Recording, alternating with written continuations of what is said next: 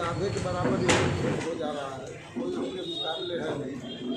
और भी लोगों का वो बहुजन समाज पार्टी की पॉलिसी के हिसाब से अन्य पिछड़ों का और जो सामने जो दो प्रत्याशी हैं इस पार्टी के, उनके मतलब उन्हें देखते हुए उन्हें लोग नापसंद कर रहे हैं भिन्न भिन्न कारणों से।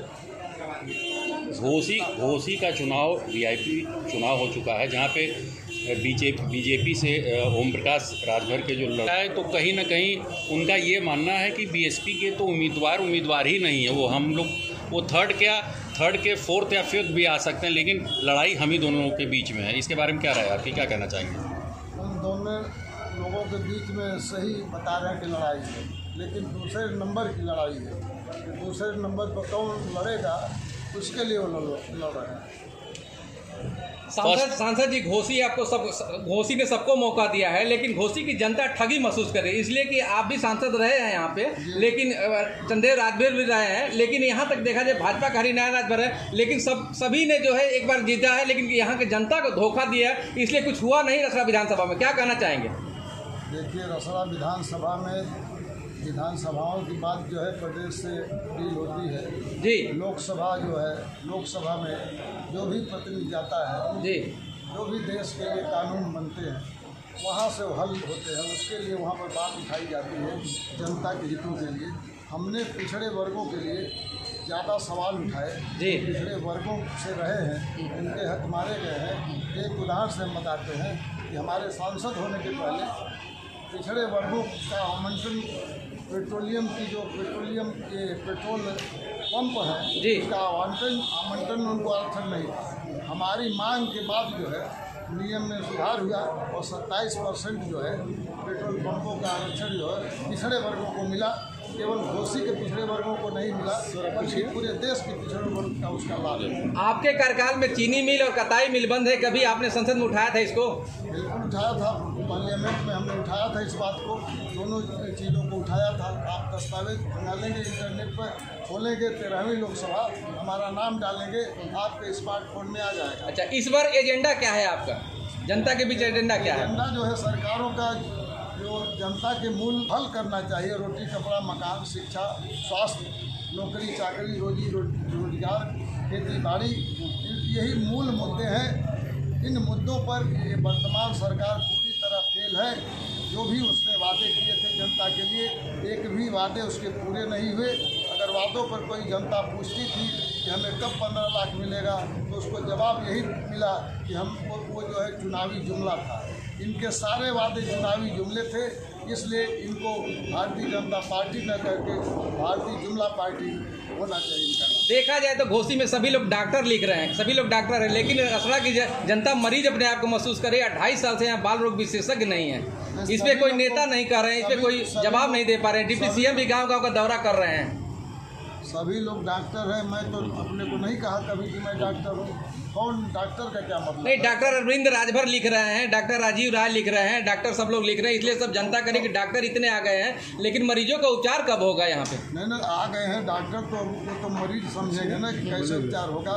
डॉक्टर के बारे में हम क्या बताएं, उसके बारे में? नहीं, आप भी सांसद हैं, तो चूंकि हम डॉक्टर हैं नहीं तो हम क्या बताएं।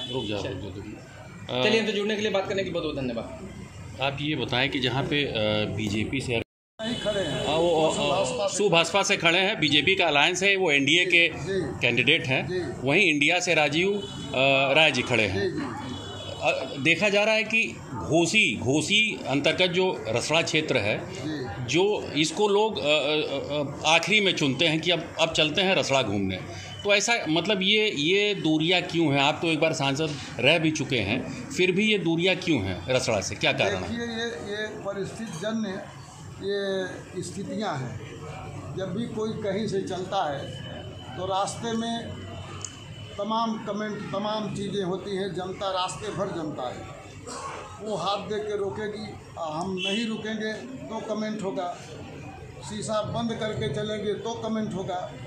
तो रास्ते भर कहीं न कहीं रुकते रुकते निश्चित है कि कोई देर हो जाती है। तो जिस समय जहाँ पहुँचना है वहाँ पहुँचने में ये सही है कि देर होती है, लेकिन उस देर होने के बाद भी वहाँ के जो मुद्दे हैं उनको हल किया जाता है। पार्लियामेंट के जो मेन एक सांसद का कर्तव्य है, पार्लियामेंट में जो बहस होती है उसमें भाग लेना, तो उसमें कहीं आखिरी छोर से मतलब नहीं। अभी अखिलेश यादव जी ने कहा है कि बसपा जो है वो बी टीम है बीजेपी की, तो इस चीज़ से कितना आप मानते हैं, क्या मानते हैं? कुछ भी कहेगा वो तो विरोध करना एक स्वाभाविक स्थिति है, लेकिन बी टीम कैसे आप कहेंगे? बहन कुमारी माइती जो 1997 में अटल बिहारी की जो सरकार थी, एक वोट से बहन कुमारी माइती जी ने उसको गिरा दिया था, तो कैसे कहेंगे कि बी टीम है? पूरी सरकार गिर गई, फिर चुनाव खड़ा हो गया। अच्छा, कितनी उम्र होगी आपकी? जितनी जो है प्रधानमंत्री की उम्र है उतनी हमारी है। तो उसमें तो ये है कि 75 के बाद रिटायर हो जाना है। हो जाना चाहिए प्रधानमंत्री को रिटायर। ये मानते हैं ना इस चीज़ को आप? नहीं, हम मानते नहीं हैं। नेता कभी रिटायर नहीं होता है, न व्यवसायी कभी रिटायर होता है। जो नौकरी करता है वो रिटायर होता है।